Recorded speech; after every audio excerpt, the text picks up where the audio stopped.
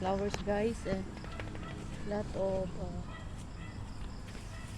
banana and wild plants here, and the tagbak.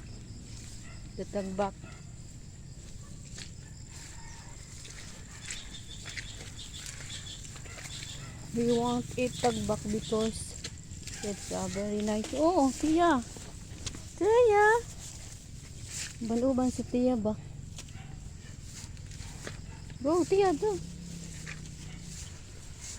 Yan, may mga ano din dyan, oh. Yung kakao na hinog. Wala mang hinog na tagbak. Kasi yung tagbak, gamot kasi yun ang sakit ng ulo. Pag sumasakit ang ulo mo, nababad ka sa internet o nababad ka sa init, kainin mo lang yung tagbak. Ayun, maraming bunga, oh. Pero hindi siya hinog.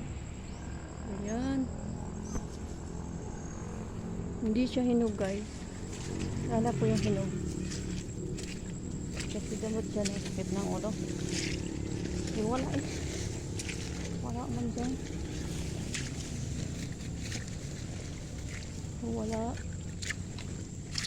Walang hinog. Hintayan pa natin mahinog. Ayan yung tagbak, oh. Ayan yung tagbak, oh. Ayan. Tagbak ang tawag dyan guys.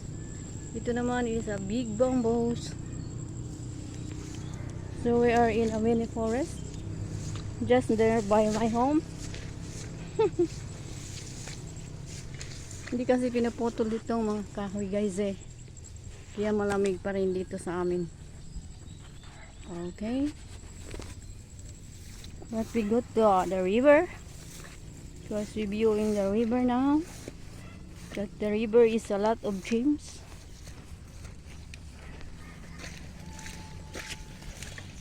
Yan ang aking asoy. Sama-sama sa akin si Tia.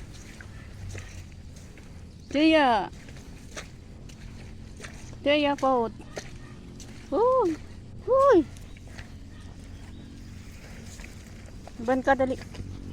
Dali. Oh. Maraming dulaw dito. Ayan ang dulaw guys. Yung turmeric. Ayan siya. Makapal. Pero wala pa yung malaking. Wala pang malaking yung kanyang laman. In Bisaya, wala pa unod ba? As you look at here, talagang talaga sa amin dito guys.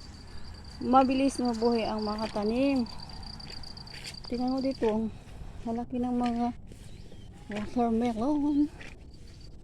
Ayan. Watermelon, wrong. It's buongon in Bisaya, buongon. Ano sa English? Ang buongon. Diba? Ayan oh. Ang laki ng mga bunga niya guys. As in dito sa kapitbahay naming farm. Ang laki, diba? Ayan. Dito pwede kang manghingi ka lang, oh. Hindi ka na bili-bili pa. Yan, ano yung sa kabila na may bunga. Tingnan nga natin. Kasi may nakakailangan doon sa buongon pa rin. Ay, buongon pa rin.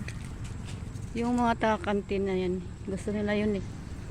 Magtinda silang buongon, orange, mango, santol, rambutan, whatever fruits here in Philippines.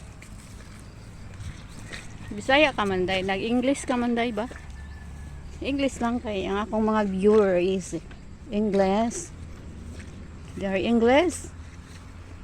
So sometimes English naman ako. Tia,